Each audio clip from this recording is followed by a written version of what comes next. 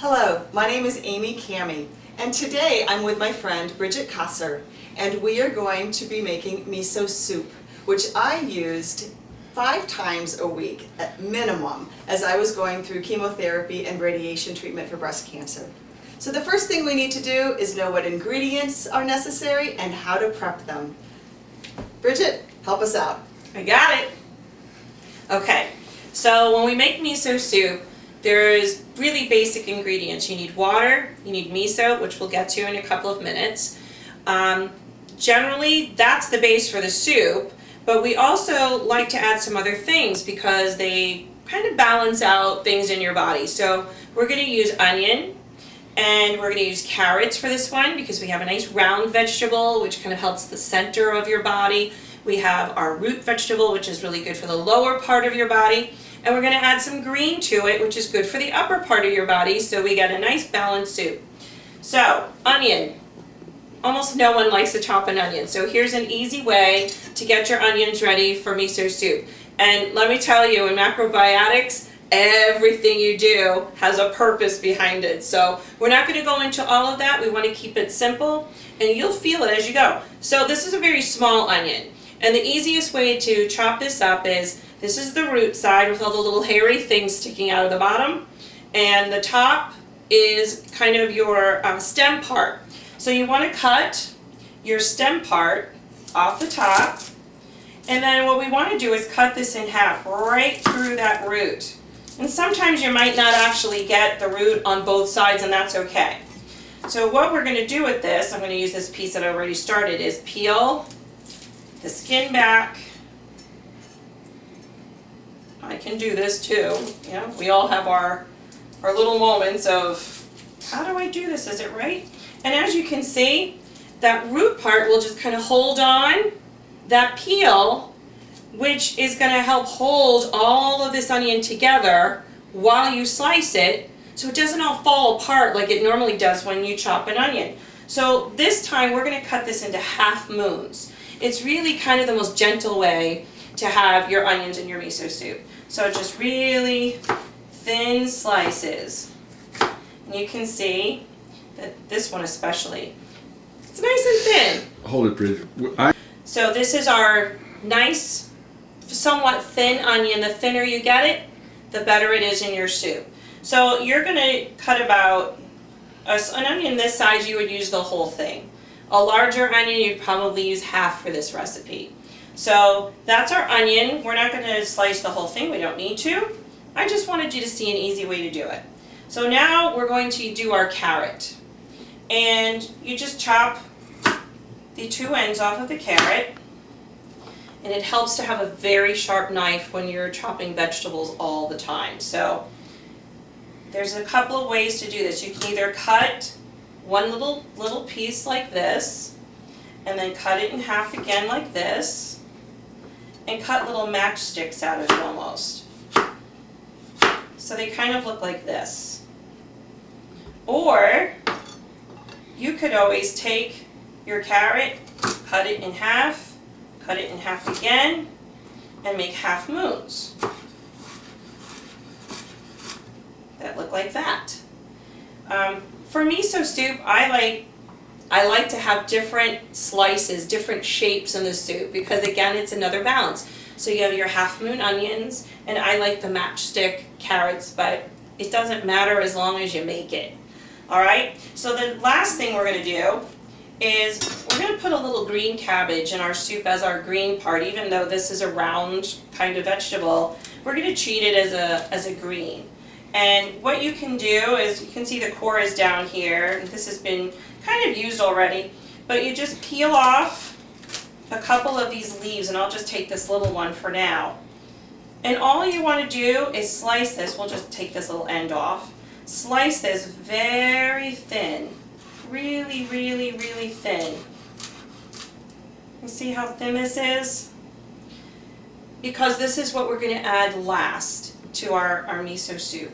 So you can chop up a couple of these leaves, and this is pretty much what we need to do vegetable wise. With miso soup, you can chop up broccoli really tiny, you can add corn, you can even add leftover rice to this. There's all kinds of things that you can do.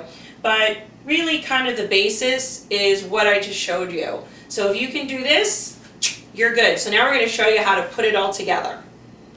Hi, today we're making miso soup, and Bridget Kosser just showed us how to cut the vegetables. So now Bridget, I've got 6 cups of water boiling and ready to go. What do we do next? Good job, Amy. She knows her stuff.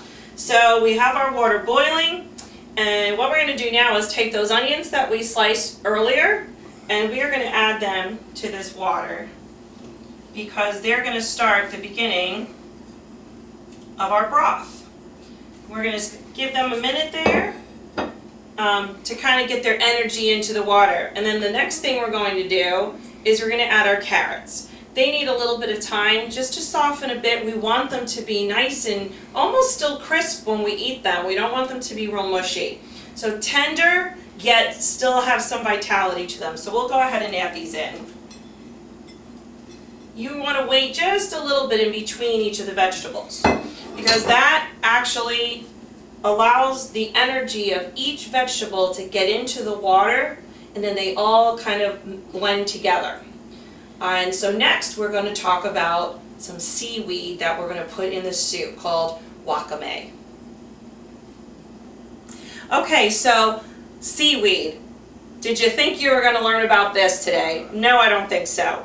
But some sea vegetables are really beneficial because they give you a lot of vitamins and minerals. Really, minerals are the big thing because they're in sea salt. This is what they grow in the water and the sea salt, which kind of reflects what's going through your own body since we're made up of water. So this is what wakame, and this will be on the website. You'll be able to see how to spell it and where to get it. This is what it looks like dry. So what we're going to do is we're going to take this wakame, and we want to soak it in a little bit of water to reconstitute it, and it looks like this after it's been soaked. So now it's moist and it actually looks like a piece of seaweed. So we're going to come over here to our cutting board, and you can do this ahead of time, but I wanted to show you how to do it. And what you want to do is just slice it nice and thin. Now I have to say, and if any of my teachers are watching this video, I still am not crazy about seaweed, but I've learned how to use it so that I can get the benefits. I have a tendency to slice my wakame very, very tiny so that it's just little pieces of green floating in my soup, but I still get to eat it and get the benefits. So that's what we're going to do to get our wakame prepared for the soup. Okay, so our water with our vegetables in it have been boiling now for at least 5 to 10 minutes. Really, you want them to go for about 20 because then now we have a nice broth. So for purposes of video, we're going to keep going. So now the next step is we're going to take some of this broth out of our pot and just put it in a bowl, something that you can actually use a spoon in, that you can move around in, almost like if you needed to whisk something you want that much. So, probably about 1.5 cups to 2 cups of water we're going to take, and try not to get any of the vegetables out of here. Yeah, some onions are trying to make their way in. This should be good. So now what we're going to do is we're going to come over here and we're going to get ready to dissolve our miso. This is what miso looks like when it comes out of the tub. And this miso actually comes from Japan. It's a beautiful, beautiful barley miso, which means that you have soybeans and barley that have been fermented together, and they're really, really good for your digestion. So a lot of times miso, when you buy it in bulk, comes in a tub that looks like this, but it smells amazing. So we have 6 teaspoons of miso, which is very generous for 6 cups of water. You're going to learn what feels good to you. You really don't want any more than that, but you could do a little bit less if you need less salt in your day, in your body. So you want to pay attention to that. But 6 teaspoons for now, this is what that looks like. And we're going to take this miso and we're going to put it in the water. Now, the reason why we're taking the water out of the pot and dissolving the miso here is that you don't want to boil your miso.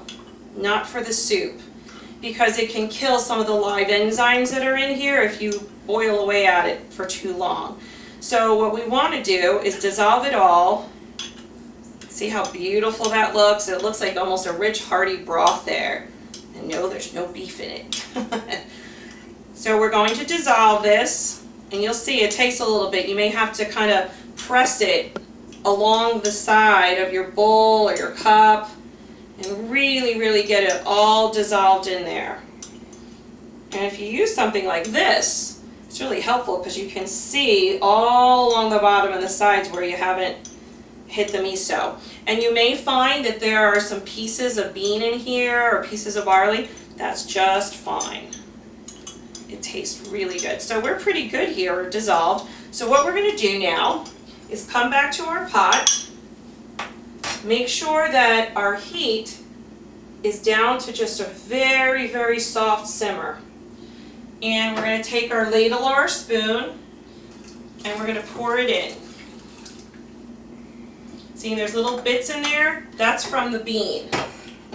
And you want to mix this really well. And again, making sure that we don't boil this. The next thing we're going to do is we're going to take that wakame that we just chopped up and we're going to put that in here.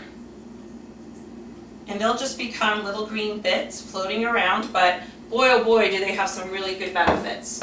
And then we're going to take our cabbage that we sliced up. This is our little, it's almost a garnish but not quite because it really has some very good benefits for your body. It's kind of lightening. It provides a lightness in your soup. We're going to go ahead and put that in there. Give it a little stir. And in a moment you're going to see what it looks like served up in a bowl, all ready for you to eat. So here we are. Our soup is ready. We're going to go ahead and put it down on the table. And you'll notice it looks a little cloudy. That's normal. That's just the miso. And if we were to take a spoon, you can see all that good stuff in there, all ready to go. So now you see what it's supposed to look like. It's steaming. And now Amy and I are ready to eat the soup. It smells so good. It's steaming. It's ready for us. I can't wait. And I ate this at least 5 times a week when I was going through chemotherapy and radiation treatment, and I could really feel the energy of this soup supporting the energy of my body. And I'm continuing to eat this and use this as another resource to support me as I continue living my life and loving it. So thank you, Bridget, so much. Again, we'll have downloads available with the recipes on the websites. Thanks for watching.